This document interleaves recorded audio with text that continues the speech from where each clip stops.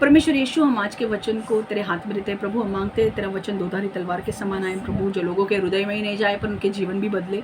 परमेश्वर मैं मांगती हूँ प्रभु कि उनके जीवन से परमेश्वर तेरी महिमा होने दे प्रभु। इस वचन के प्रकटीकरण से परमेश्वर उन्हें मदद कर अपने जीवन को बदलने के लिए, और उन्हें अनुग्रह दे प्रभु उस वचन पर चलने के लिए। शैतान इस वचन को चुरा ना पाए प्रभु। यीशु के नाम से मैं प्रार्थना करती हूँ, आमेन आमेन आमेन।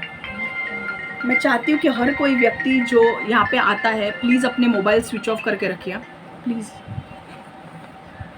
आपके मोबाइल साइलेंट मोड पे रखिए प्लीज़।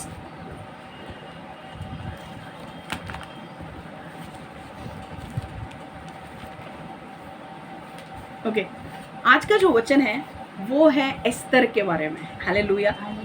कविता तू इथे बस, इथे टेकून बस, सब लोग इधर देखेंगे।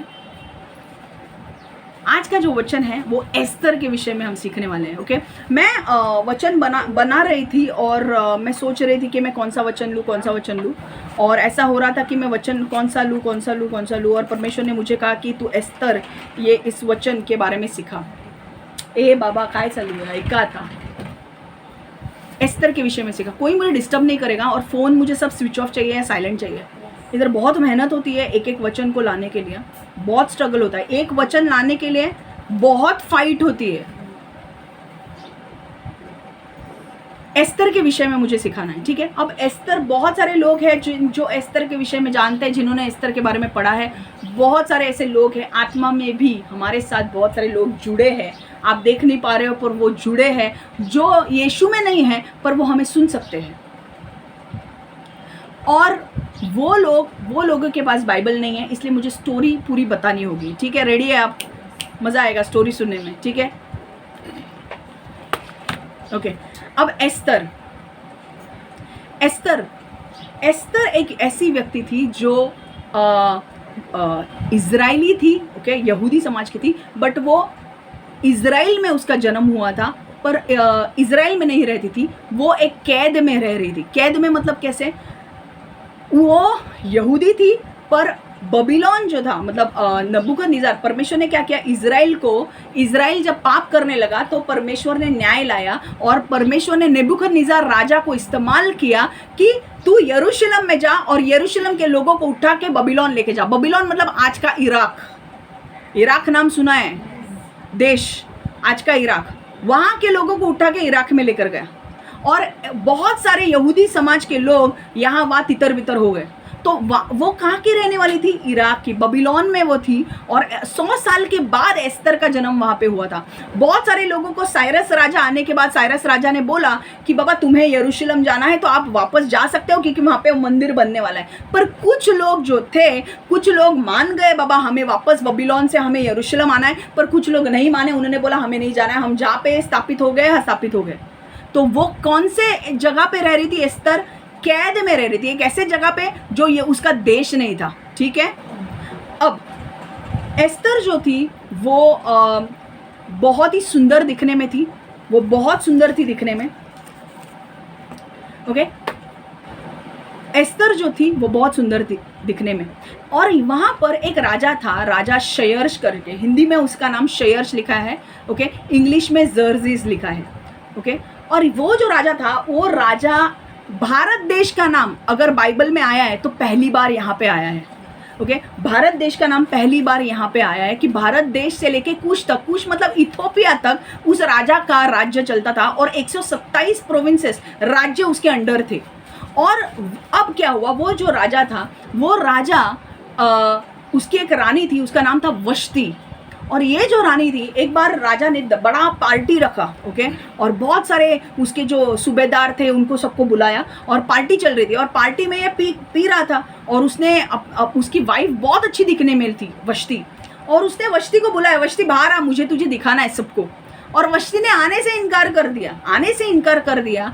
तो राजा को आया गुस्सा, राजा गुस्सा हो गया, और उसके सलाहकार होते थे, राजा के नीचे उसके सलाहकार होते थे, फ्रेंड्स, जो उसे सलाह मशवरे देते थे कि क्या करना चाहिए। जब उन्होंने देखा कि वष्टी ने बात राजा की नहीं मानी, तो इन सलाहकारों ने राजा से कहा कि वष्टी को डिवोर्स दे दे, क्योंकि वष्टी ने तेरी बात नहीं मानी। वष्टी ने सारे लोगों के साथ तेरा अपमान किया सबके सामने।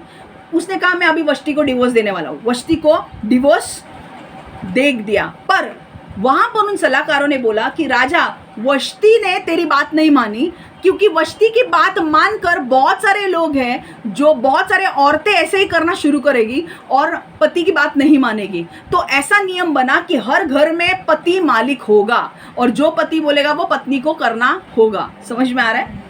और अब वहां से नियम शुरू हो गया। अब वो सलाहकार ने बोला कि यार राजा, तू तो अभी अकेला हो गया है, तेरा तो डिवोर्स हो गया वष्टी के साथ, वष्टी चली गई, अब तेरे लिए नई कोई क्वीन, ओके, रानी ढूंढनी चाहिए। और वहां पर शुरुआत हो गई रानी ढूंढने के लिए। 127 राज्यों में खबर दी गई कि जो भी अच्छी दिखने वाली लड़कियां हैं सब राजा के दरबार में आ जाओ। और जितनी भी अच्छी लड़कियां थी उन सबको उठा उठा कर वो राजा के दरबार में लेकर आए। ठीक है, अलग अलग राज्य से, अलग अलग प्रांत से लड़की आई थी। हमारे यहाँ पे मिस इंडिया, मिस वर्ल्ड कैसे होता है, अलग अलग देश से पेजेंट करने आते हैं ना, उसमें से एक सिलेक्ट होता है। पर यहाँ पे कैसा था, उनको राजा के सामने आना था। हालेलुया, उनको राजा के सामने आना था और राजा के सामने आकर जो राजा पसंद करेगा वो लड़की रानी बनेगी। अब एस्तर जो थी वो बहुत ही सुंदर थी दिखने में और उसकी फिगर विगर बहुत अच्छी थी, बाइबल में लिखा है। और एस्तर जो थी वो एक बहुत ही छोटे घराने की थी और वहाँ से परमेश्वर ने उसे उठाया। ओके, अब उस एस्तर के विषय में और क्या जो जानना है मैं बाद में आपको बताऊंगी। एस्तर एक बहुत छोटे घराने की थी और मोर्दकाय करके एक नाम का व्यक्ति था, वो उसकी देखभाल करता था। एस्तर को उठा लिया और एस्तर को भी राज दरबार में लेकर आए। राजा ने जब एस्तर को देखा, राजा खुश हुआ, मुझे एस्तर पसंद है, और राजा ने अपना मुकुट एस्तर को पहनाया और एस्तर रानी बन गई। हालेलुया, गरीब घर की लड़की को रानी बनाया परमेश्वर ने। हालेलुया। अब इसके बाद क्या होता है कि ये सारा होने के बाद ये सारा होने के बाद एक बार क्या होता है कि मोर्दकाय जो होता है, मोर्दकाय क्या कहता है कि बाबा, मोर्दकाय कौन है? एस्तर का बाप है। ओके, वो एक्चुअली भाई है बट उसने बाप के जैसा संभाला है उसे। तो मोर्दकाय क्या करता है, मोर्दकाय एक दिन हमेशा एस्तर क्या करे, देखो उसने उसे संभाला है। ओके, एस्तर को मोर्दकाय ने बचपन से संभाला था, जब वो छोटी थी तब से। और मोर्दकाय को लगता था ना कि एस्तर तो रानी बन गई है, पर उसके साथ क्या हो रहा है। हमारे माता पिता को भी लगेगा ना शादी होने के बाद हमारा क्या हो रहा है क्या नहीं है, कि नहीं। तो मोर्दकाय क्या करता था, जो पैलेस था, राज दरबार था, नीचे वो बैठा रहता था और खबर लेता रहता था रानी एस्तर की, कैसी है वो, क्या कर रही है ऐसे। और हर दिन उसकी खबर लेता था। एक दिन उसे 2 लोगों के बारे में पता चला कि 2 लोग राजा को मारने की कोशिश कर रहे हैं, और वो एस्तर को बताता है कि 2 लोग राजा को मारने की कोशिश कर रहे हैं। राजा को एस्तर बताती है और राजा उन 2 लोगों को पकड़ता है और उनको राजा को पता चलता है कि इन 2 लोगों को मुझे मारना है और उन्हें फांसी पे लटका देता है। और राजा मोर्दकाय को कोई इनाम नहीं देता है, भूल जाता है इनाम देने के लिए। ठीक है, अब वहां पर एक राजा का और एक राइट हैंड मैन होते हैं, पता है ना। राजा के नीचे बहुत सारे लोग होते हैं, बड़े बड़े सूबेदार। एक सूबेदार होता है हमान। अब हमान जो है वो बहुत घमंडी व्यक्ति है, अपने आप को बहुत वो ग्रेट समझता है, उसे लगता है मेरे जैसा कोई है ही नहीं। और हमान जो है वो राजा ने उसे बहुत ऊंचे स्तर पर लेकर गया। हमान के दिमाग में ना पूरा घमंड घुस गया है। और हमान क्या बोलने लगा है कि राजा ने सबको बोला था कि हमान जैसे आएगा तो सब लोग उसके सामने झुकने चाहिए। अब जैसे हमान वहां से गुजरता था सब लोग उसके सामने झुकते थे, सिर्फ एक व्यक्ति उसके सामने झुकता नहीं था, वो था मोर्दकाय। मोर्दकाय जो था, वो जो एस्तर का बाप था, वो कभी झुकता नहीं था। और हमान ने ये नोटिस किया, हमान के चेलों ने भी नोटिस किया कि भाई मोर्दकाय नहीं झुकता है, बाकी सब लोग झुक रहे हैं। पहली बार देखा, छोड़ दिया, दूसरी बार वार्निंग, तीसरी बार वार्निंग, फोर्थ बार वार्निंग। मतलब वो पूछा कि भाई तू झुक क्यों नहीं रहा है, हमान को जो दर्जा देना चाहिए, झुकना चाहिए, तू झुक क्यों नहीं रहा है। और वो उसने कहा, उसने बोला कि मुझे देना ही नहीं है, मतलब मुझे नहीं झुकना है। और ऐसा हुआ कि हमान को इस बात का गुस्सा आने लगा कि ये मोर्दकाय कौन चीज़ है यार, ये मोर्दकाय जो मेरे सामने नहीं झुकता, पूरी दुनिया मेरे सामने झुकती है, ये चीज़ कौन है जो मेरे सामने नहीं झुकता। और इसीलिए हमान ने कहा कि अब मुझे बदला लेना है। पर बदला मुझे मोर्दकाय से सिर्फ लेना नहीं है, मोर्दकाय यहूदी था, जू, ही वॉज अ जू। ओके, मोर्दकाय यहूदी था। उसने कहा सिर्फ मोर्दकाय से बदला नहीं लेना है, मुझे मोर्दकाय के पूरे जाति से बदला लेना है। मैं चाहता हूं कि पूरी जाति की जाति पूरी नष्ट हो जाए। आज भी हमले होते हैं कि नहीं यहूदियों के ऊपर? क्यों हो रहे हैं वो? क्योंकि वो परमेश्वर के राज्य के लोग हैं ना। लाइट एंड डार्कनेस की फाइट होती है वहाँ पे। आज हमास हिजबुल्ला ये लोग क्यों फाइट कर रहे हैं? हमास हिजबुल्ला बाकी के लोग क्यों फाइट कर रहे हैं? लाइट एंड डार्कनेस है वो। समझ में आ रहा है? Israel is a chosen God's chosen country. और आपको पता है ये पहली बार, ये तो बाइबल में लिखा है, पर आपको पता है इसके पहले भी बहुत बार उनको गैस चेम्बर में यहूदी लोगों को, पता है आपको होलोकॉस्ट आपने सुना है कभी? यहूदी लोगों पर हिटलर ने ऐसा वार किया था कि लोगों को उठा लेकर गैस के चेम्बर होते थे उसके अंदर डालते थे, गैस शुरू करते थे, वो वहां पे मरते थे। आज भी अगर आप सर्च करोगे बाइबल में तो आपको दिखेगा। तू बाहेरच बसाई।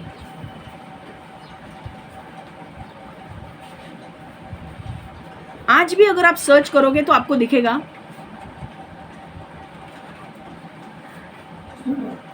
पूरे होते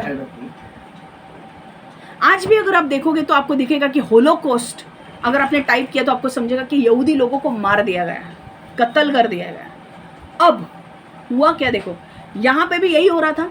उसने राजा को बोला, राजा यहां पर कुछ लोग हैं जो तेरे नियम के अनुसार नहीं चलते हैं, कुछ लोग हैं जो तेरे सामने नहीं झुकते हैं, जो तेरे सामने नहीं पर तेरे नियम पर नहीं चलते हैं। और ऐसे अगर लोग तेरे दरबार में रहेंगे, तेरे राज्य में रहेंगे, तो तेरे जो पोजीशन है उसके लिए खतरा हो सकता है।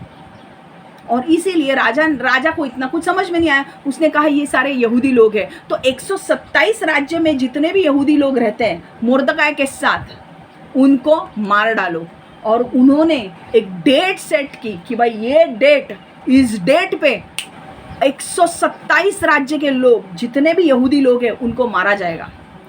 अदर करके एक उनका कैलेंडर ईयर है जिस मार्च में वो आता है, वो इजरायली कैलेंडर, हिब्रू कैलेंडर है। वहाँ पर वो लोग मनाते, खुशी मनाते। अब मैं बाद में बोलूँगी किस बात की खुशी मनाते, क्योंकि वो बच गए इसलिए। पर आपको पता है मैं क्यों बोल रही हूँ ये? सुनो, क्योंकि आगे मैं जो सिखाने वाली हूँ अगर ये पॉइंट नहीं समझे ना, कुछ समझोगे नहीं। और उसके लिए मैं कितनी मेहनत करती हूँ मुझे पता है। सो प्लीज नींद मत लो। राजा ने अपनी सिग्नेट रिंग थी, उसकी अंगूठी थी, अंगूठी से छाप मारा। अंगूठी से जब वो कोई नियम बनता था और जिसके ऊपर अंगूठी का छाप लगता था वो सिग्नेट रिंग होती थी। एक बार वो छाप लग गया मतलब वो नियम शुरू हो गया और उस नियम को कोई भी बर्खास्त नहीं कर सकता, रिवोक नहीं कर सकता। अब कोई बदल नहीं सकता वो नियम को। अब क्या है, वो डेट सेट हो गई थी। अब वो डेट पे जाकर यहूदी लोगों का कत्ल होने वाला था, मुर्दकाई भी मरने वाला था और यहूदी लोग भी मरने वाले थे। अब इसके बाद ऐसा हुआ कि इतना होने के बाद मुर्दकाई ने रानी को, एस्तर को बोला कि एस्तर तू इस समय तेरा जन्म हुआ है, ऐसे समय के लिए ही तेरा जन्म हुआ है और तुझे रानी बनाया गया है। आमीन। तू रानी ऐसे नहीं बनी है, तू यहूदी धर्म की रानी है। तुझे क्या लगता है तू बच जाएगी? आज तेरा जन्म इसलिए हुआ है ताकि तू लोगों को बचा सके। और अगर आज तूने कुछ नहीं किया तो सारे लोग मर जाएंगे, यहूदी राष्ट्र के लोग मर जाएंगे। तो मुर्दकाई ने बताया कि तू राजा को बता कि ये हामान क्या कर रहा है। तो रानी डर गई। रानी बोली अगर मैं गई, क्योंकि रानी, नियम क्या होता था, राजा जब तक बुलाता नहीं है रानी अंदर उसके सामने जा नहीं सकती। ऐसा नहीं है कि मैंने कोई भी आके मुझसे बात करेगा, राजा से कोई भी आके बात नहीं कर सकता था। जब तक राजा बुलावा नहीं भेजता कोई नहीं जा सकता। अगर कोई जाता भी है और अगर राजा को पसंद नहीं है वो मर जाएगा। अगर राजा को पसंद है तो वो एक राजदंड देते थे, golden sceptre. He is to hand over a golden sceptre and that person is to be saved. वो राजदंड देता था, एक काठी लाठी जैसे होता था, वो देके उसे बचाया जाता था। वो दिया मतलब वो बच गई। अब वो रानी बोलती है बाबा मुझे तो डर लग रहा है, मैं कैसे करूं, क्या करूं। मुर्दकाई कहता है देख, तुझे इस समय के लिए तेरा जन्म हुआ है और इस समय के लिए तुझे रानी बनाया जा रहा है कि तू सारे यहूदी समाज को बचाया जा सके। अगर तूने ये काम नहीं किया तो ये मत समझ कि तू बच जाएगी, हमारा छुटकारा कहीं और से आएगा, पर छुटकारा तो परमेश्वर लाएगा। रानी एस्तर कहती है कि मैं क्या करूं। एस्तर कहती है ठीक है एक काम करो, 3 दिन 3 रात का उपवास मेरे लिए रखो और सारे यहूदी समाज में उपवास वो लोग रखते हैं 3 रात का। और चौथे दिन रानी बोलती है अब मैं मर गई तो मर गई, if I perish but I will go and present my self before king. मैं राजा के सामने जाऊंगी, जो होगा सो होगा। वो आती है राजा के दरबार में और राजा उसे देखता है। अब उसे पता है कि अगर राजा को मैं अच्छी नहीं लगी मेरी मौत तय है, पर वो बोलती है परमेश्वर जो होगा सो होगा, मैं जा रही हूं अब राजा के सामने। और जब वो राजा के सामने आती है, राजा इतना खुश होता है उससे कि राजा तुरंत गोल्डन सेप्टर दे देता है कि ये ले, मैं नहीं चाहता तू मरे। और वो ले लेती है। वो राजा बोलता है कि मैं तुझसे इतना खुश हूँ कि तुझे मेरी आधी संपत्ति भी चाहिए तो मैं तुझे देने के लिए तैयार हूँ, क्या चाहिए तुझे बोल। और वो बोलते कि मुझे सिर्फ ये बोलना है कि कल हमान और राजा मैं एक पार्टी रख रही हूँ, वहाँ पर आ जाइए। और हमान बहुत खुश होकर वहाँ से निकल जाता है। हमान बोलता है वाह मैं बहुत खुश हो गया, रानी मुझे पार्टी पे बुला रही है बॉस। क्या है यार, वो रानी का लेवल क्या है रे, तुम लोग थोड़ा समझो ना। कौन अपने तुम्हारे लिए कौन बड़ा है सब कुछ, सबसे बड़ा कौन है? यीशु छोड़ के कौन है? यीशु छोड़ के बात कोई है तुमको ऐसा लगता है बहुत बड़ा है? कोई बॉलीवुड एक्टर कोई बड़ा है तुमको? ऐसा कुछ भी रखो यार, अगर उसने तुमको पार्टी पे बुलाया तो तुमको क्या लगेगा? तो बड़ा लगेगा कि नहीं? रानी तुमको बुला रही है खाने पे, कोई छोटी बात नहीं है। और रानी ने बोला कि हमान और राजा मेरे दरबार में, मतलब मेरे पार्टी में आ जाओ और मैं आपको दावत देने वाली हूँ। और वो हमान बहुत खुश होता है। हमान जाता है और घर पे बैठता है, पर उसे एक चीज़ का बहुत दुख होता है। हमान बोलता है, वो अपने दोस्तों को बुलाता है, अपने वाइफ को बिठाता है और अपने फ्रेंड बच्चों को बिठाता है और बोलता है कि मुझे एक बात का बहुत दुख हो रहा है। बोलते क्या दुख? इस बात का हो रहा है कि मुझे रानी ने कल तो पार्टी पे बुलाया है, बट ये जो मुर्दका है ना, ये मेरे दिमाग में घुसता है। ये मेरा कभी भी मुझे कभी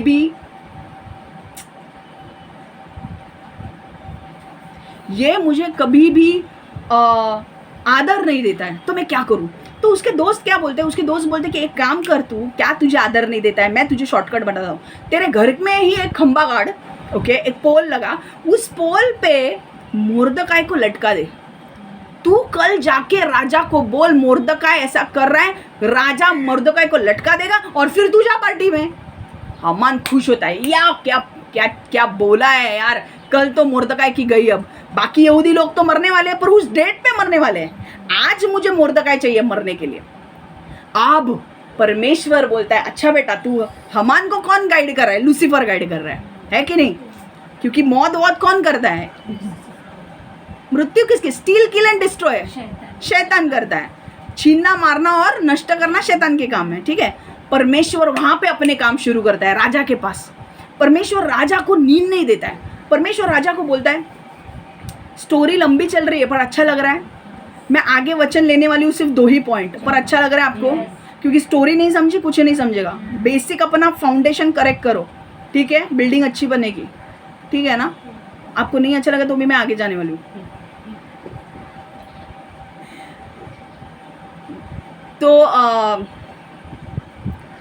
तो मुर्दकाई हमान अब परमेश्वर राजा के इधर काम चालू करता है। राजा को रात भर नींद नहीं।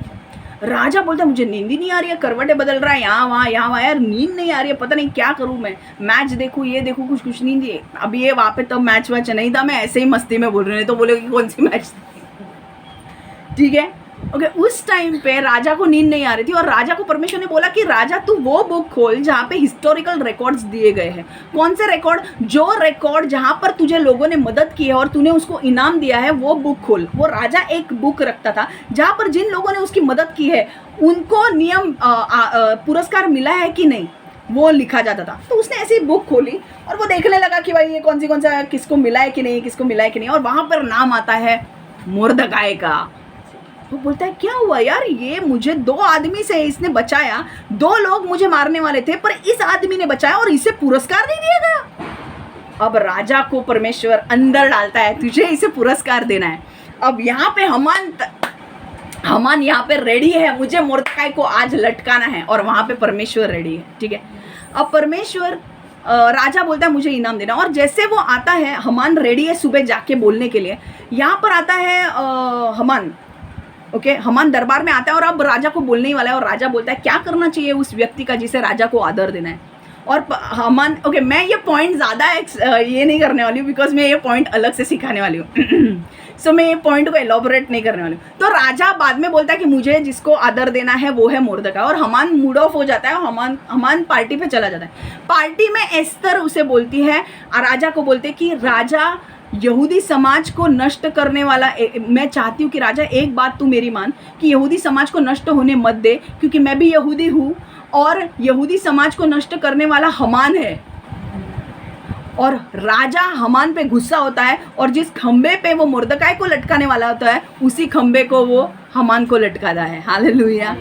आखिर में क्या होता है, आखिर में जो दिन तय किया होता है यहूदी लोगों को मारने का, उस दिन उसके पहले नियम तो लागू हो गया है, फाइट तो वो लोग करने वाले हैं, नियम अभी बदलने वाला है नहीं, तो अब क्या करे राजा, क्योंकि रानी उसके साथ है। रानी ने बोला राजा कुछ कर, मेरे लोगों को बचा।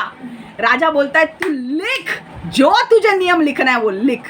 मुर्दकाई वापस नियम लिखता है, लिख कि यहूदी लोग भी लड़ेंगे, यहूदी लोग भी लड़ेंगे।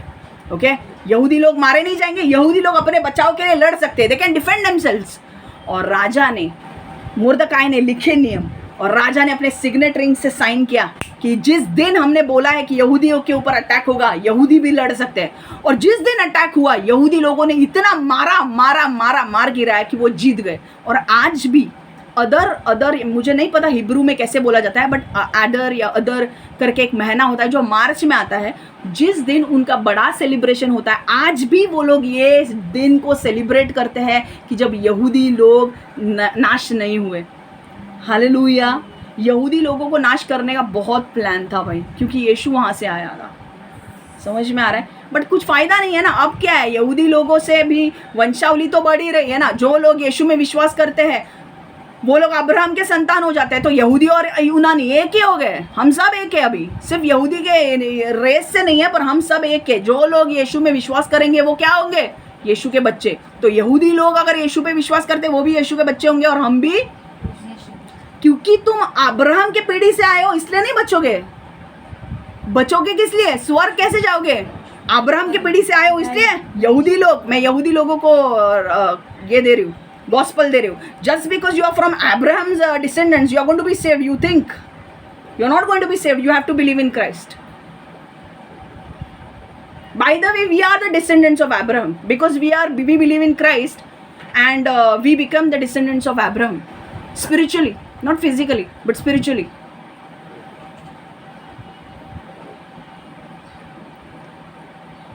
समझ में आ रहा है? बुरा इस बात का लगता है कि यहूदी लोग आज भी यीशु, वो विश्वास नहीं करते कि यीशु आकर गया है। बुरा इस बात का यीशु को लगता है कि मैं जिस देश में आके गया हूँ वहाँ के लोग ही मुझे नहीं जानते, और दूसरे देश के लोग इजराइल में आते हैं यीशु का जन्म कहाँ हुआ है देखने के लिए, और इजराइल उससे पैसा कमाता है, और यहूदी लोग नहीं मानते कि यीशु आके गया। सच हिपोक्रेसी। यही बदलने के लिए मैं आई हूँ। अब क्या हुआ, यहूदी लोग जीत गए, स्टोरी यहाँ पे खत्म। अब मुझे पॉइंट बताने हैं आपको। रेडी है आप लोग? 2 ही पॉइंट लेने वाली हूँ, ज़्यादा नहीं, बट वचन खत्म करने वाली हूँ मैं, ठीक है?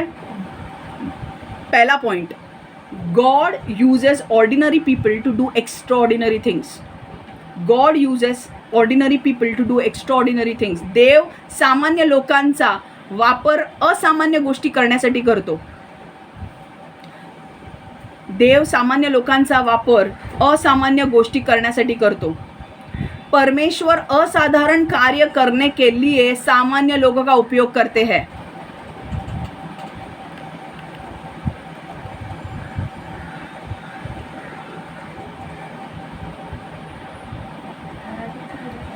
देव सामान्य लोकांचा वापर असामान्य गोष्टी करण्यासाठी करतो।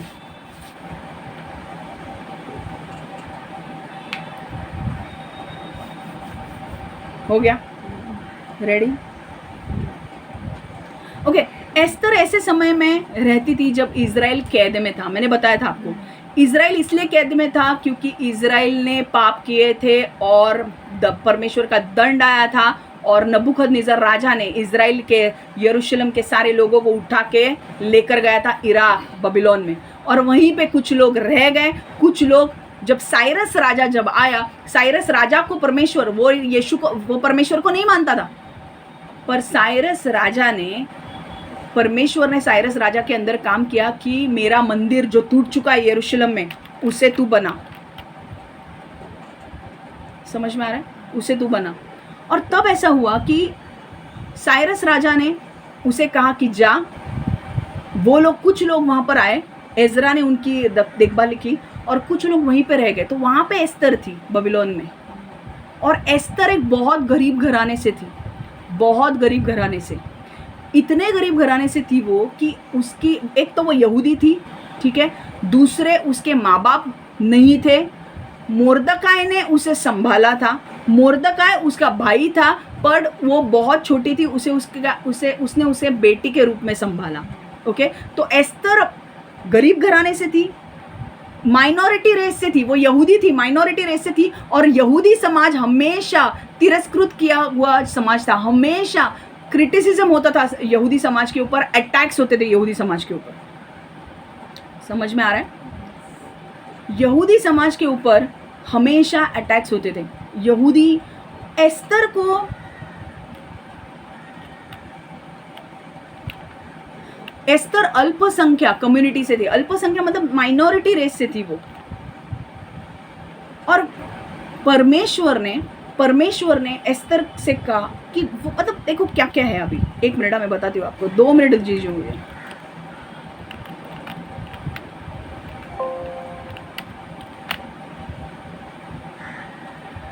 एस्तर माइनॉरिटी, एस्तर जो थी, एक तो उसके माता पिता नहीं है, वो गरीब घर से है, उसे किसी ने अडॉप्ट किया है। दूसरी चीज़, एस्तर यहूदी धर्म से थी। अभी यहूदी धर्म को इतने एट्रोसिटीज़ थे ना, यहूदी धर्म क्या है इसमें, यहूदी लोगों के ऊपर इतने हमले होते थे, पूछो नहीं। होलोकॉस्ट देखा है आपने, हमास ये देखा है, इसके पहले भी यहूदी लोगों के ऊपर बहुत हमले होते थे। और यहूदी लोग बोला तो लोग चिढ़ते थे उनसे, हटाना चाहता था, शैतान हटाना चाहता था यहूदी लोगों को, और वो वहाँ से थी। अब वहाँ से एस्तर में सिर्फ एक ही बात अच्छी थी कि एस्तर खूबसूरत थी। बाइबल में क्लियरली लिखा है कि एस्तर बहुत खूबसूरत थी, पर बाकी उसमें कोई स्पेशल टैलेंट नहीं थे। वो खूबसूरत थी, उसका फिगर बहुत अच्छा था, पर उसमें बाकी के टैलेंट्स कुछ भी नहीं थे कि भाई उसको। बट परमेश्वर ने एस्तर का इस्तेमाल किया, एक गरीब घर से थी, उसका इस्तेमाल किया, क्योंकि देखो क्या पॉइंट है उसके अंदर, वो दिखने में सुंदर थी। राजा को क्या चाहिए था? ऐसी लड़की जो दिखने में सुंदर है कि नहीं? बाकी क्या था उसके अंदर? कुछ नहीं। पर परमेश्वर ने, जो उसके अंदर कुछ भी नहीं है, फिर भी उसे गरीब घर से उठाकर राजा के दरबार में परमेश्वर लेकर गया। हालेलुया। तो परमेश्वर उसको दरबार में ही नहीं लेके गया, पर राजा को वो अच्छी लगी, है कि नहीं? देखो, एक एस्तर 2:7 हम पढ़ेंगे। एस्तर 2:7। सुनो मेरी बात सुनो, खोलो मत, मैं बोल रही हूँ वो सुनो सिर्फ। मोर्दकाय के हदासा नाम के एक रिश्ते में, बहन थी। वो अनाथ थी, ना उसका बाप था ना माँ। सो मोर्दकाय उसका ध्यान रखता था। मोर्दकाय ने उसके माँ बाप के मरने के बाद उसने अपने बेटी के रूप में गोद ले लिया था। हदासा का नाम एस्तर भी था। एस्तर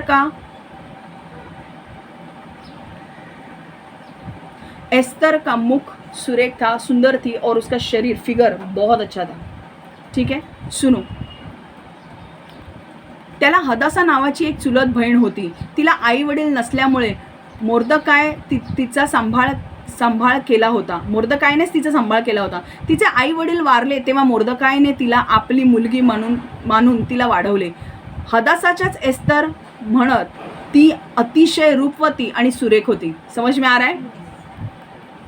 एक चीज़ मुझे यहाँ पे बोलने की ज़रूरत है कि एस्तर बहुत मामूली घर की लड़की थी, फिर भी परमेश्वर ने उसे असाधारण काम करने के लिए इस्तेमाल किया. क्या कि उसे गरीब घर से उठाकर एक बड़े घर में लेकर आया और वहाँ पे राजा के रानी बनाया और उस रानी ने यहूदी लोगों को बचाया. हालेलुया. तो मैं आपको बोलना चाहती हूँ कि अगर आपको ऐसा लग रहा है कि मैं बहुत काली हूँ, मोटी हूँ, छोटी हूँ या लंबी हूँ या ऐसा हूँ या वैसा हूँ और मैं एजुकेटेड नहीं हूँ और मुझे परमेश्वर यूज़ नहीं कर सकता, तो आप बहुत गलत हो। बहुत सारे लोग मानते हैं कि मैंने इतना पाप किया कि परमेश्वर मुझे इस्तेमाल नहीं कर सकता। पौलुस भी ऐसा था, उसने इतना पाप किया कि उसने लोगों को मरवा दिया था, पर बाद में परमेश्वर ने पौलुस का इस्तेमाल किया न्यू टेस्टामेंट लेटर्स लिखने के लिए। नए करार के बहुत सारे जो लेटर लिखे हैं वो पौलुस ने लिखे, और यूनानी लोगों में जाकर सुसमाचार देने के लिए पौलुस को इस्तेमाल किया गया। हालेलुया। तो अगर आपने पाप भी किया और आपको ऐसा लगता है कि यार मैंने इतने पाप किए, क्या मुझे परमेश्वर तो मुझे देखेगा भी नहीं, पर मैं आपको एक गुड न्यूज़ देना चाहती हूँ, परमेश्वर आपसे प्रेम करता है। परमेश्वर का प्लान आपके भलाई के लिए, ना कि हानि के लिए है। परमेश्वर आपसे प्रेम करता है, पर अगर आप परमेश्वर के खिलाफ जाने की कोशिश करोगे, परमेश्वर आपको अक्ल सिखाएगा। परमेश्वर आपसे प्रेम करता है, मैं कुछ लोगों के लिए बोल रही हूँ, परमेश्वर आपसे प्रेम करता है। अगर आपको ऐसा लगता है अरे मैंने इतने पाप किए, हाँ तुमने पाप किया है, पर परमेश्वर दयालु परमेश्वर है, तुम्हारे पाप को क्षमा करेगा वो। पर तुम्हें भी एक नम्रता होनी चाहिए, रिपेंटेंस होना चाहिए। तुम अभी भी अपनी तंगड़ी ऊपर करके रहोगे तो परमेश्वर बोलेगा भाई तू उधर ही नरक में रहे, कोई जरूरत नहीं है तेरे को स्वर्ग में जाने की, है कि नहीं बॉस? तू तेरी इतनी खराबी होके भी मैं तेरे से प्यार कर रहा हूँ, अनकंडीशनल लव, पर इसके बाद भी अगर तेरा तू अगर नम्र नहीं हो रहा है तो बैठे रहे वहां पे। समझ में आ रहा है? परमेश्वर ने फरीसी लोगों के साथ कैसा व्यवहार किया? फरीसी लोग कैसे थे? उनको दूर रखा। जो लोग नम्र थे उनको उठाया। क्यों एक भी फरीसी चंगा नहीं हुआ?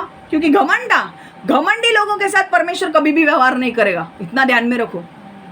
पर जो नम्र होते हैं परमेश्वर उनको ऊंचा उठाएगा। जो व्यक्ति, जो औरत, कितनी औरतें आई यीशु के सामने, यीशु भीख मांगते हैं यार, हमको एक कुत्ता समझ के हमको हमारी इच्छा को पूरा कर, कुत्ता समझ हमें। यीशु ने बोला मैं इजरायली लोगों के मैं चमत्कार करूंगा तो इजरायली लोगों के लिए पहला करूंगा। तो वो औरत बोलती है मेरी बेटी डिमोनाइज्ड है, मेरी बेटी के अंदर दुरात्मा है, उनको निकाल। यीशु ने बोला मैं अपने बच्चों का ब्रेड लेके कुत्तों को नहीं दूंगा। उसने बोला कुत्ता समझ के एक ब्रेड दे दे, पर ब्रेड दे दे, मुझे छुटकारा दे प्लीज।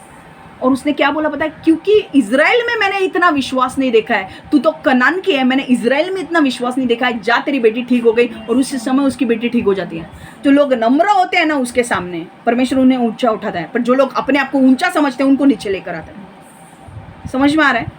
यीशु को तुम्हारी जरूरत नहीं है, तुमको यीशु की जरूरत है, पर तुम्हें नम्र होना जरूरी है। कोई जरूरत नहीं है यीशु को। एक दो लोग अगर नरक में गए तो कुछ फर्क नहीं पड़ता, बहुत सारे नरक में है।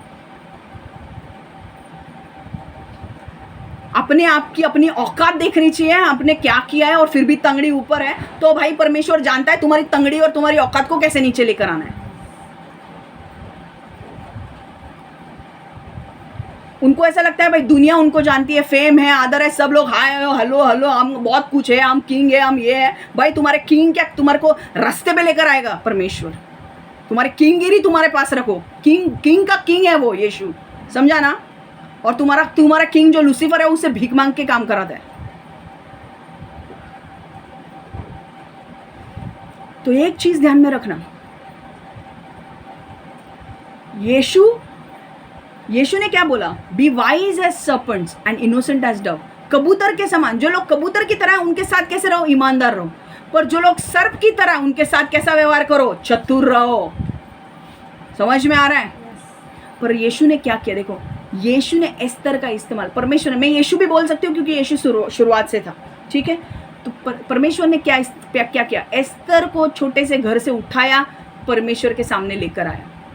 यूसुफ क्या था? यूसुफ कुछ भी नहीं था। यूसुफ को कहाँ खड्डे में गिरा, वो पोटीफर के घर में सादे काम करा था, जेल में गया, वहां से परमेश्वर ने उसे गवर्नर बनाया।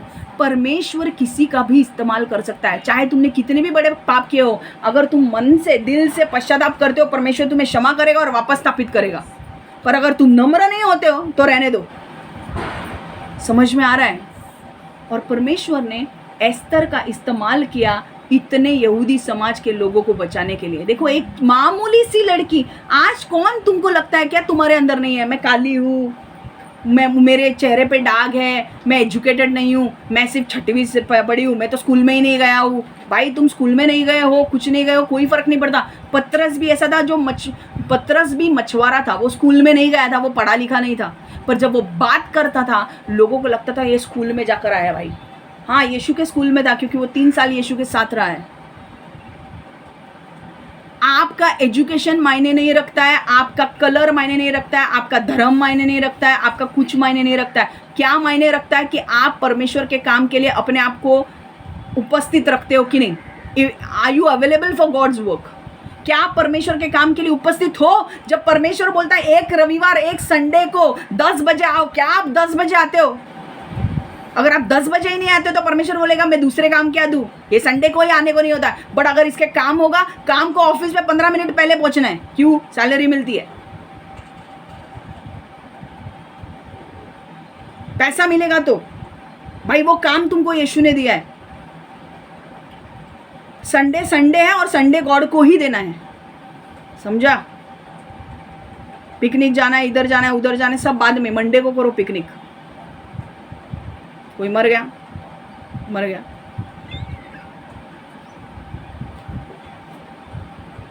Very good.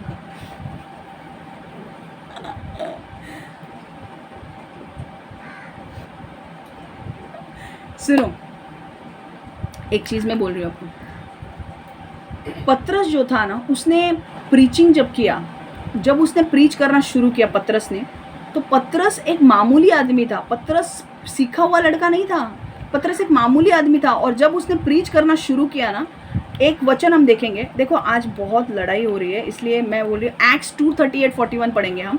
Peter replied, repent and be baptised every one of you in the name of Jesus Christ for the forgiveness of your sins, and you will receive the gift of the Holy Spirit. The promise is for you and your children and for all who are far off, for all whom the Lord our God will call. With many other words he warned them and he pleaded with them, save yourself from this corrupt generation.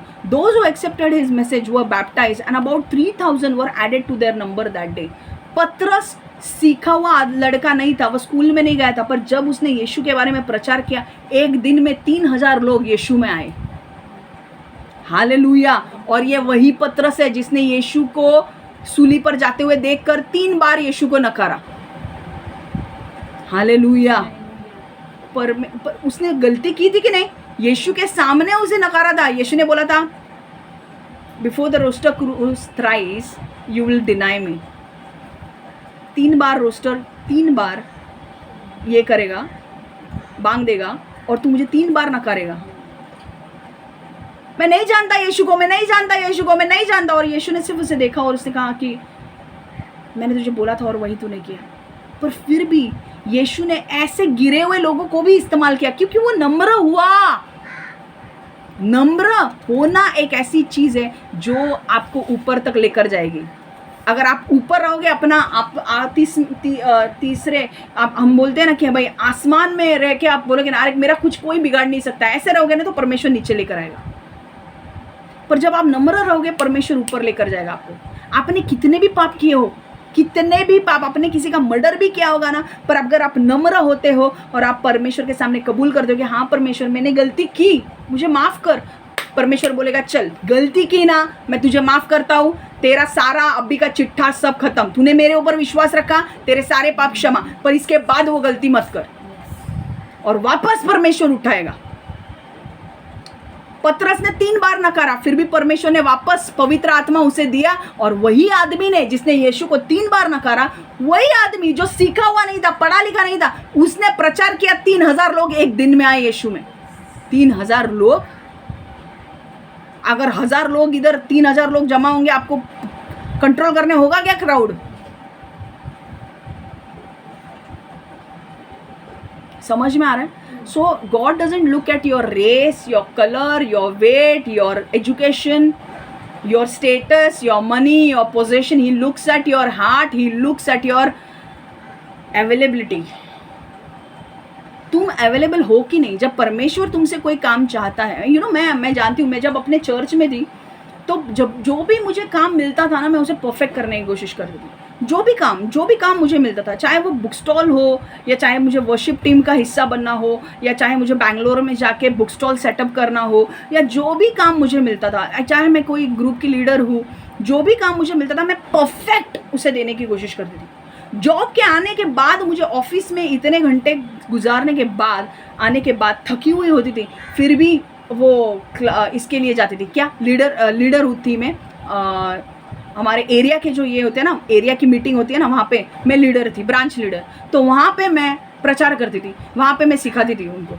आता नहीं था, जितना आता था उतना करती थी, पर मैं करती थी। किसको पता था कि एक दिन मुझे प्रचार करने के लिए परमेश्वर खड़ा करेगा, और वो एक ट्रेनिंग था। किसको पता था? मुझे नहीं पता था, मुझे कुछ पता ही नहीं था। एक टाइम पे पता है, एक टाइम पे हमारे यहाँ पे मध्यस्थी प्रार्थना डिक्लेयर होती थी कि बुधवार को मध्यस्थी प्रार्थना है, शाम को 7 बजे। मुझे याद है मित्तल स्टेट में मेरे वहाँ पे मुझे ऑफिस में लेके गए थे। वहाँ से कभी कभी बस नहीं मिलती थी, हम चल के स्टेशन आते थे, आधा पौना घंटा स्टेशन चल के आते थे हम लोग, क्योंकि बस नहीं मिलती थी। इतना हैरेसमेंट हो रहा था मेरे साथ। आधा पौना घंटा चल के स्टेशन से ट्रेन से टैक्सी लेकर मैं मध्यस्थी प्रार्थना के लिए पहुंचती थी। घर पे आने के बाद खाना खा के सो जाती थी, ताकत नहीं रहती थी। अपने आप को जब परमेश्वर तुम्हें बुलाता है किसी काम के लिए, अपने आप को रेडी रखो। और ऐसा मत समझो कि परमेश्वर, मैं तो कौन हूँ, मैं तो एकदम सीधी सारी लड़की हूँ, मैं तो घर के काम करने वाली बाई हूँ। अरे घर के काम करने वाली बाई नहीं तो नमन सीरिया के वो कोड़ी नामन जो था, उसको बताया एलाइजा के बारे में। समझा क्या? मैं पता नहीं किसके लिए है, कोई तो बाई लोग सुन रहे हैं शायद से। हाँ, अलीशा को कुछ तो मुझे नहीं पता, कोई तो है, बट कुछ लोग हैं जो घर के काम कर रहे थे, और वो लोग बोलते मैं तो घर के काम करती हूँ, मुझे कैसा परमेश्वर यूज करेगा, आई डोंट नो। बट परमेश्वर आपको बोल रहा है, भाई नामन के पास, नामन एक कोड़ी था जो सीरिया का कमांडर था, मिलिट्री के बड़े पोस्ट पे था, पर उसका पूरा हाथ लेप्रेसी था। और उसके घर पे जो औरत बाई काम करती थी ना, उसको इजराइल से उठा के लेकर आए थे। वो लड़की थी छोटी, वो लड़की ने बोला अगर हमारे जो ये है ना, नामन सर है ना, वो अगर एलिशा जो हमारे प्रॉफिट है ना, एलिशा इजराइल में जाएंगे ना, उनके पास जाएंगे ना, तो वो ठीक हो जाएगा। तो परमेश्वर ने क्या वो छोटी लड़की का इस्तेमाल किया नामन को बोलने के लिए कि तू वहां पे जा। अगर वो लड़की ने बोला नहीं होगा तो उसको पता चलता क्या एलिशा के बारे में? परमेश्वर किसी का भी इस्तेमाल कर सकता है, गरीब से गरीब व्यक्ति, रिच से रिच व्यक्ति का, किसी का भी इस्तेमाल कर सकता है। काला छोटा मोटा कोई फर्क नहीं पड़ता है। परमेश्वर कहता है फसल तो बहुत है, काम करने वाले लोग कम है, आगे चल के इतनी फसल होने वाली है, काम के लिए लोग चाहिए। किसी को भी उठाएगा परमेश्वर, इसको ले, उसको ले, उसको ले, उसको ले, उसको ले, उसको ले।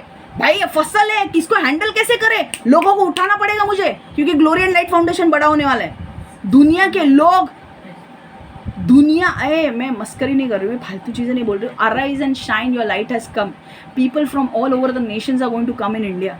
टर्मिनल 3 का काम शुरू करो। This is the 3rd warning I am giving you. ये है वो है, don't give me that crap, do it. समझ में आ रहा है?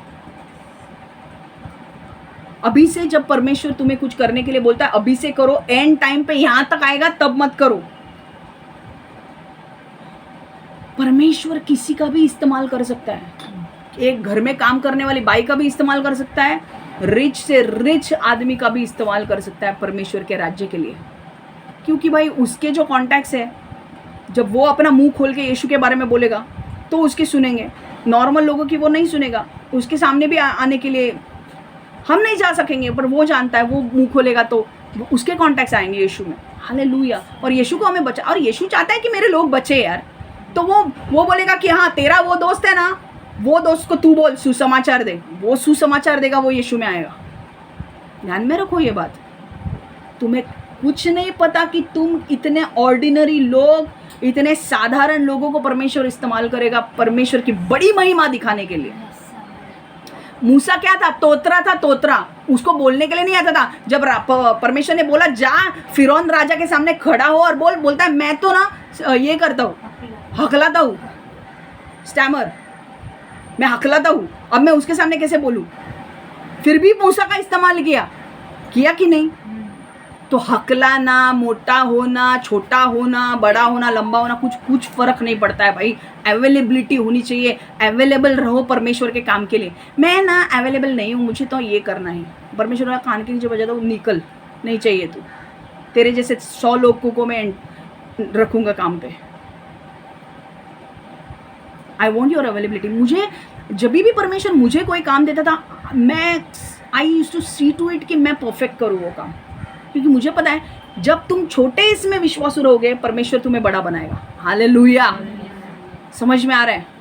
ये पॉइंट हमेशा ध्यान में रखना। और ये पॉइंट सिर्फ इसके लिए नहीं है कि परमेश्वर के राज्य के लिए, जिसमें भी तुम काम कर रहे हो, छोटे छोटे चीज़ों में विश्वासु रहो। अगर तुम्हें किसी ने पैसा हैंडल करने के लिए दिया, या पैसे तुम्हारे पास बहुत है, कैसे भी उड़ाओ मत, सही तरीके से हैंडल करना सीखो पैसों को भी। चल दारू पीते, चल सिगरेट ने, सही तरीके से हैंडल करो। अब अगर अभी से हैंडल करना सीखोगे, परमेश्वर बाकी की चीजों के लिए यूज करेगा। समझ में आ रहा है? कुछ लोगों को ये सुनना है, इसलिए मैं बोल रही हूँ।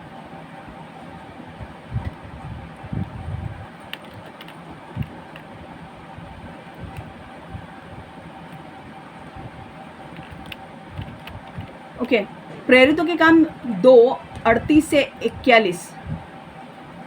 ये मैंने वचन ले लिया है पवित्र आत्मा का, पत्रस का, तो वो आप बाद में पढ़ लेना, ठीक है? आगे का पॉइंट, प्रेषितांचे कृत्य 2:38 ते 41. पेत्र त्यांना म्हणाला, तुमच्या हृदय, थांब जरा, 2:38 ते 41. होय. पेत्र त्यांना म्हणाला, तुमचे हृदय व जीविते बदला आणि येशू ख्रिस्ताच्या नावात तुम्ही प्रत्येकाने बप्तिस्मा घ्यावा, मग देव तुमच्या पापांची क्षमा करील आणि तुम्हाला पवित्र आत्म्याने दान प्राप्त होईल. हे अभिवाचन तुम्हासाठी आहे, हे तुमच्या मुलांना आणि जे लोक खूप दूर आहेत त्यांना सुद्धा आहे. प्रभू आपला देव ज्यांना स्वतःकडे बोलवितो असा प्रत्येक व्यक्तीला ते दिलेले आहे. पेत्राने दुसऱ्या पुष्कळ शब्दात त्यांना सावधान केले. त्याने त्यांना विनवणी केली, या युगाची दृष्टाईपासून स्वतःचा बचाव करा. मग ज्याने पेत्रांना सांगितलेल्या गोष्टींचे स्वीकार केला, त्यांचा बप्तिस्मा करण्यात आला आणि त्याच दिवशी विश्वास करणाऱ्यांची बुद्धिवर्गामध्ये 3000 लोकांची भर पडली. समझ में आ रहा है? एक चीज ध्यान में रखो, परमेश्वर किसी का भी इस्तेमाल कर सकता है, और तुम्हें अब अपने माइंड से निकाल लेना है। अगर शैतान तुम्हारे दिमाग में डाल रहा है ना, तूने इसका मर्डर किया, तूने ये किया है, तूने वो किया, अब तेरा इस्तेमाल नहीं करेगा, वो गलत है, वो रॉन्ग है। परमेश्वर ने तुम्हें क्षमा किया है, पश्चाताप करो परमेश्वर के सामने, और परमेश्वर तुम्हें इस्तेमाल करेगा। परमेश्वर के सामने तुम्हारी स्लेट क्लीन है अगर तुम पश्चाताप करते हो तो, ठीक है? चलो दूसरा, सुंदरता हमें घमंडी नहीं बनानी चाहिए। सुंदरता हमें घमंडी नहीं बनाना चाहिए। Beauty should not make us boastful.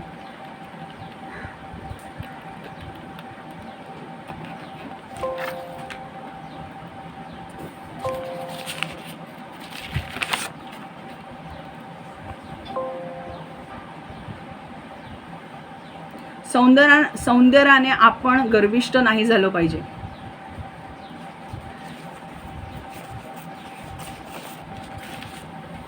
देखो एस्तर, सुनो फटाफट, हुआ क्या अभी? एस्तर बहुत सुंदर थी, और एस्तर राजा के सामने जाने से पहले उसे 12 महीने तक ब्यूटी ट्रीटमेंट देने जाने वाली थी। ब्यूटी ट्रीटमेंट मतलब सौंदर्य उपचार, ठीक है? एस्तर को, सारे औरतों को जब राजा के दरबार में लाया गया तो 12 महीने उनको ब्यूटी ट्रीटमेंट दी जाने वाली थी। एस्तर पहले ही सुंदर थी, पर उसको ब्यूटी ट्रीटमेंट दी जाने वाली थी, और ब्यूटी ट्रीटमेंट देने के बाद तो उसकी और एनहांस होने वाली थी ब्यूटी, ठीक है? और वो राजा के सामने जाने वाली थी, ठीक है? अब पर एस्तर घमंडी नहीं थी। एस्तर का स्वभाव एक नम्र स्वभाव था, शांत स्वभाव की थी वो। और राजा ने जब एस्तर को देखा तो राजा को एस्तर पसंद आई, क्योंकि उसने उसके शारीरिक रूप को देखा और उसके सौंदर्यता को देखा। पर हेगे करके एक व्यक्ति था। हेगे कौन था? हेगे एक व्यक्ति था जो राज दरबार में राजा के नीचे काम करता था, जो लड़कियों को हैंडल करता था। हेगे एक छक्का था जो राज दरबार में काम करता था, जो लड़कियों को जितनी भी लड़कियां अलग अलग प्रांत से आई थी उनको हैंडल करने का काम उसका था, उन्हें ब्यूटी ट्रीटमेंट्स देने का काम उसका था, और वो हर लड़की को राजा के सामने भेजता था। जिस समय उसने एस्तर को देखा, हेगे उसके ऊपर खुश हो गया। ओके, हेगे उसके ऊपर खुश हुआ। पर ये इसमें ये जानने से पहले हम एक वचन पढ़ेंगे, एस्तर 2:12। कोणी हे करू नका, आता फक्त ऐका।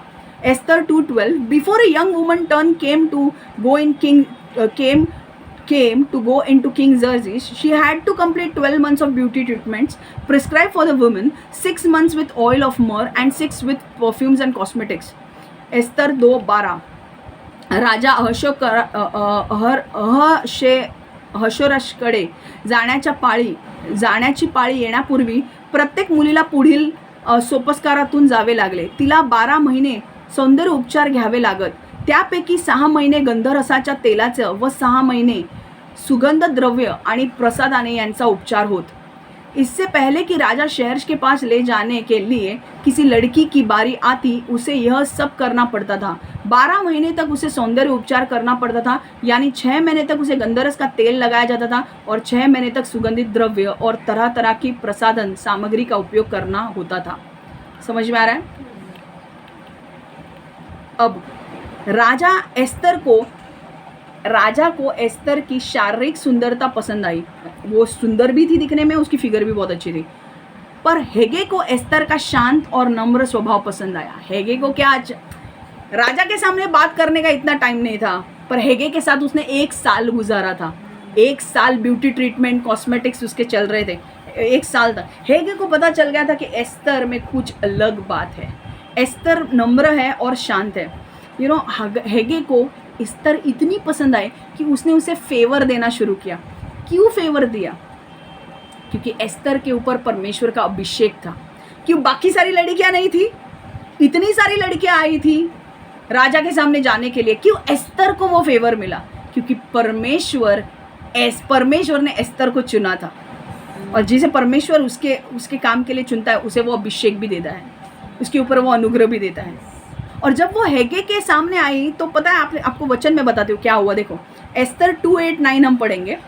एस्तर 2:8-9, फटाफट खोलो अपने बाइबल्स, चलो जल्दी.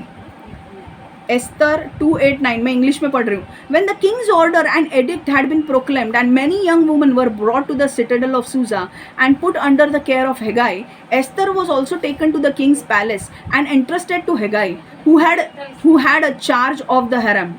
2:8-9, Esther 2:8-9. Esther also was taken to the king's palace and entrusted to Hegai, who had charge of harem. She pleased him and won his favor. Immediately he provided her with beauty treatments and special food. He assigned to her 7 female attendants selected from the king's palace and moved her and her attendants into the best place in the harem.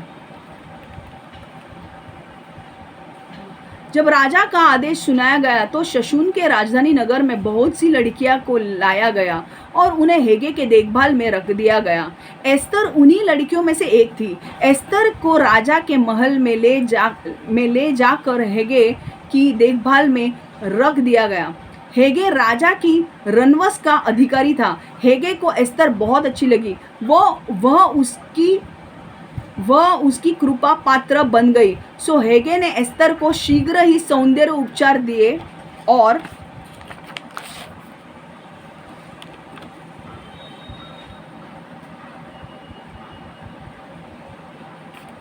Okay, will go for it. ये वचन निकालना पड़ेगा मुझे. हिंदी मतलब काटते. एस्तर 2:8-9.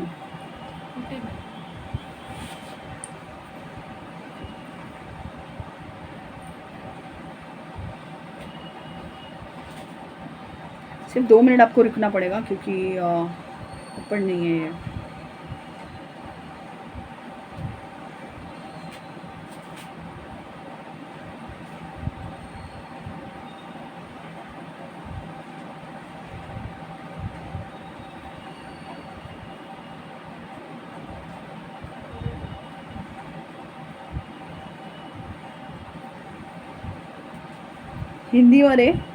हिंदीमध्ये एस्तर 2:8-9 काढ.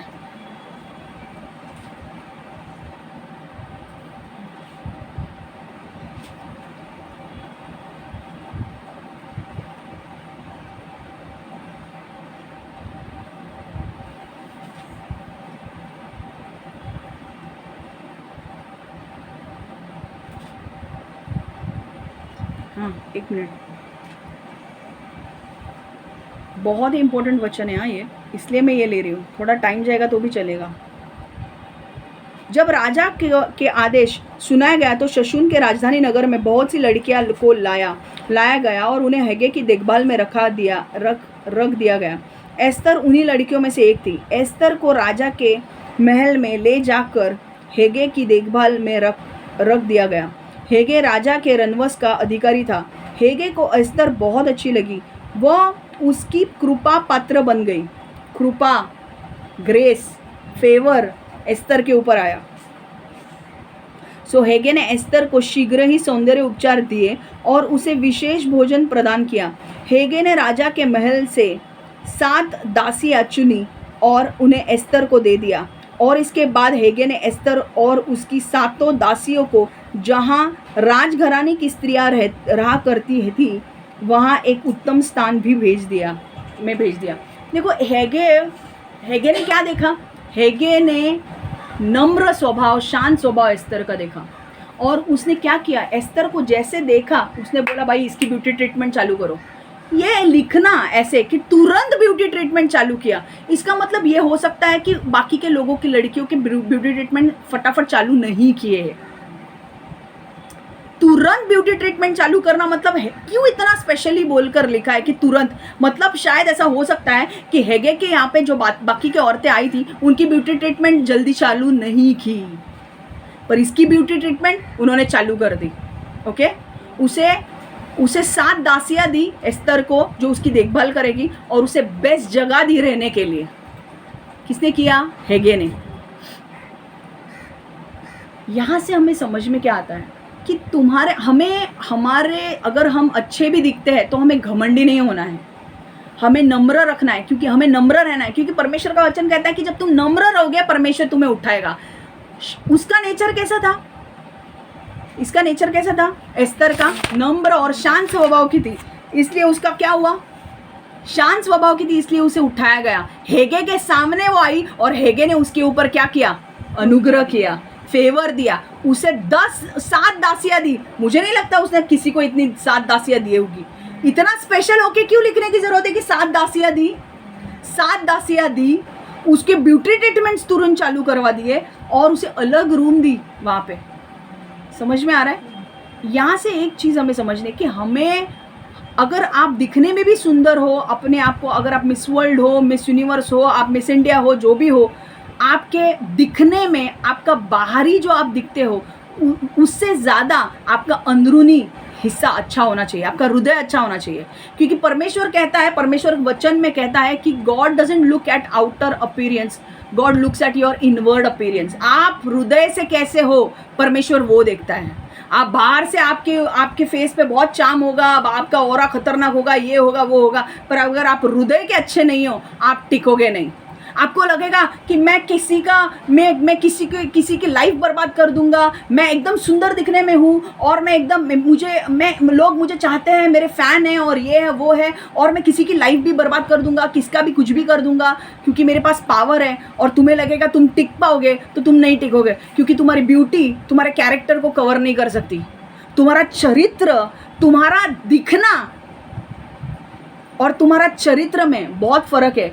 जो चरित्र लेकर तुम चलते हो उसके ऊपर तुम्हारा न्याय होने वाला है, तुम्हारे दिखने के ऊपर न्याय नहीं होने वाला है। अगर दिखने के ऊपर न्याय नहीं होता तो बेचारे काले दिखने वाले लोग को तो नरक में डाला जाता, पर दिखने के ऊपर न्याय नहीं होने वाला है, न्याय तुम्हारे चरित्र के ऊपर होने वाला है। तो तुम अगर कितना भी मिस वर्ल्ड, मिस यूनिवर्स और मिस हेवन हो या कुछ भी हो ना, घमंड मत करो।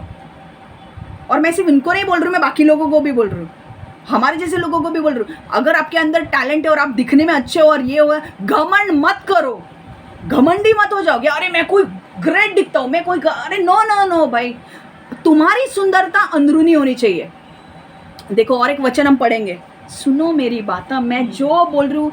एस्तर को पोजीशन, तुम लोग ना बहुत छोटी चीज़ें सोचते हो।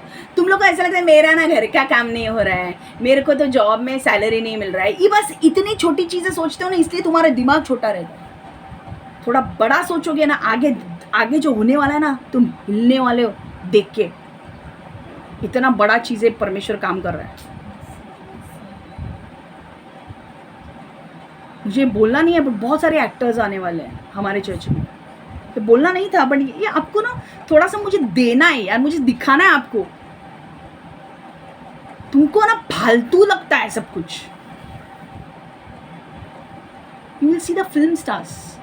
तुमको जो जो बड़े बड़े लोग हैं ना पॉलिटिक्स में, बड़े बड़े लेवल के, मोदी जी भी आएंगे, लिख के रखो ये बात मेरी। मोदी जी भी आएंगे, और मैं ये ऑन रिकॉर्ड बोल रही हूँ।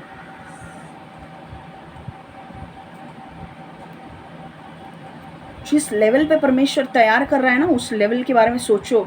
पर एक चीज़ ध्यान में रखो, उस लेवल में पहुंचने के बाद अपने आप को नम्र रखो, घमंडी मत बनो।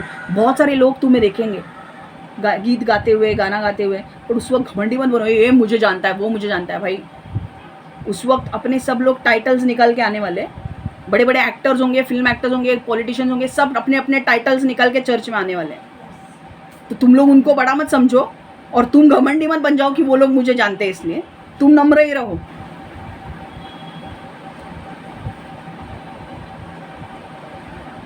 See it's your character that will keep you. तुम्हारा चरित्र, यूसुफ के पास क्या था? चरित्र था, इसलिए वो टिक गया, गवर्नर बनाया उसे। अगर वो अपने मर्जी से चलता ना तो वो गवर्नर नहीं बनता। यूसुफ के पास क्या था? कैरेक्टर था। हालेलुया। वो रोब के वजह से, उस रोब तो कोई भी पहन सकता है, रोब पहनने से नहीं होता है, कैरेक्टर। गॉड बोलेगा मैं तेरे को यहां तक लेकर जाऊंगा, तेरा कैरेक्टर है क्या? अनॉइंटिंग संभाल पाएगा? जो अनॉइंटिंग मैं देने वाला हूँ, दुनिया हिलने वाली है इस अनॉइंटिंग से, संभाल पाएगा? तेरे फेस से कैरेक्टर, तेरे फेस से अनॉइंटिंग नहीं संभाला जाएगा, तेरे कैरेक्टर से अनॉइंटिंग संभाला जाएगा। है इतनी हिम्मत? एक वचन हम देखेंगे, 1 पत्रस 3:4।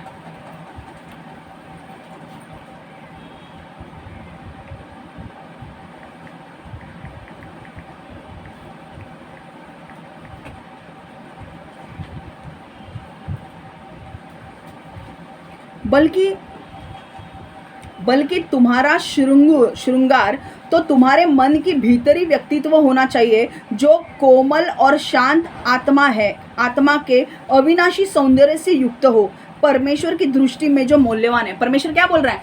तुम्हारा दिखना, तुम कितने अच्छे दिखते हो, तुम्हारे कितने अच्छे लुक्स है, तुम क्या अच्छा पहनते हो, वो परमेश्वर नहीं देखता है। परमेश्वर तुम्हारा हृदय देखता है। जब तुम लोगों को देखते हो कि नीड में हो, क्या तुम उनकी मदद करते हो? जब तुम्हें दिखता है कि लोग तुम्हारे सामने बिलबिला रहे हैं, बोल रहे कि मेरे पास नहीं है, क्या तुम उनकी मदद करते हो? अपने ड्रेस पे इतना पैसा खर्च करते हो, पर जब कोई भिखारी रास्ते पर से जाता है, मैं नहीं बोल रही हूँ कि हर भिखारी को, पर कभी तो किसी की मदद करते हो तुम? बड़े बड़े लोग जब तुम्हारे सामने आते हैं, बड़े बड़े लोगों के सामने हाजी हाजी करते हो, छोटे लोगों को फालतू समझते हो, परमेश्वर सब देखता है। How do you treat people? You have looks, अरे इवन आई हैव लुक्स यार, I have looks, I am better than you. Cosmetic surgery नहीं की है मैंने। How you treat people with your looks, that matters.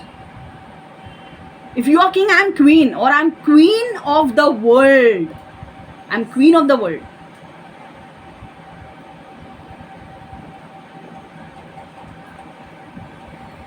तुम how you treat people, how you take care of your people, तुम लोगों को कैसे, लोगों के साथ व्यवहार करते हो, लोगों के साथ कैसे बात करते हो, लोगों की मदद करते हो कि नहीं, पीठ पीछे लोगों की चोरी करते हो, चकारी करते हो, मकारी, ब्राइब, करप्शन करते हो, सब देखता है परमेश्वर। और अगर आपने किया होगा तो परमेश्वर से पश्चाताप मांगो, परमेश्वर माफ करेगा, पर नम्र हो जाओ। समझ में आ रहा है? परमेश्वर बोल रहा है तुम्हारे ब्यूटी, तुम्हारे looks, it doesn't matter much, what matters is your heart.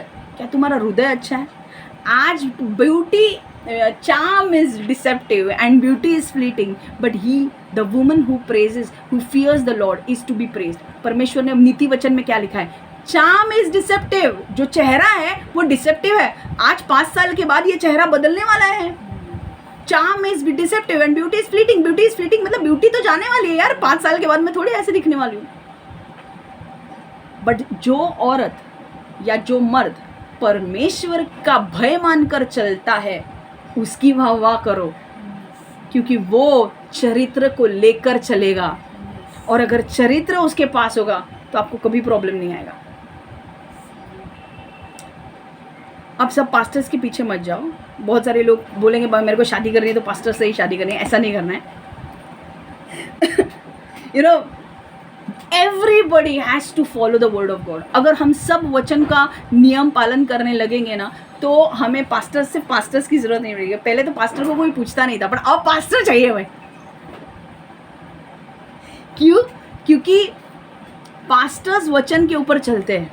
पर मैं चाहती हूँ सिर्फ पास्टर्स नहीं वचन के ऊपर चले, हर कोई व्यक्ति वचन पर ऊपर चले। जब तुम वचन के ऊपर चलोगे, तुम और तुम्हारा partner, you will be blessed, they will be blessed, because your husband walks on the word, your wife she fears Lord. समझ में आ रहा है? तो ये हमेशा ध्यान में रखना, अपने सुंदरता। कुछ लोग बोलते हैं मैं तो सुंदर हुई नहीं, मेरे को क्या घमंड। भाई तुमको नहीं मुझे पता है तुम सुंदर हो या नहीं हो, तुम डिसाइड मत करो। परमेश्वर हर एक को, परमेश्वर ने कहा है मैंने हर व्यक्ति को सुंदर बनाया भाई, कोई भी खराब नहीं दिखता है, कोई भी है नहीं, मैंने हर एक को सुंदर बनाया है। बट अंदर घमंड नहीं आना चाहिए। जो लोग सच में सुंदर दिखते हैं ना, वो लोग कई बार रिकॉग्नाइज भी नहीं करते कि वो सुंदर है, and they don't even show people. But कुछ लोग नहीं भी दिखते हैं ना, I am very sorry to say, वो अपने आप को बहुत समझते हैं। देयर आर पीपल, है कि नहीं? कुछ लोग जो होते हैं, जो सच में सुंदर होते हैं, वो लोग बहुत नम्र होते हैं कि नहीं?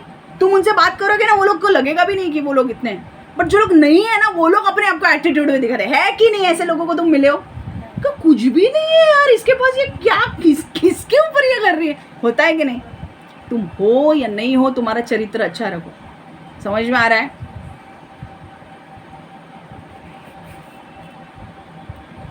आज का वचन मैं यही समाप्त कर रही हूँ। 1 घंटा 6 मिनट हो चुका है, ठीक है? मैंने अपना बेस्ट देने की कोशिश की है। समझ में आया आपको?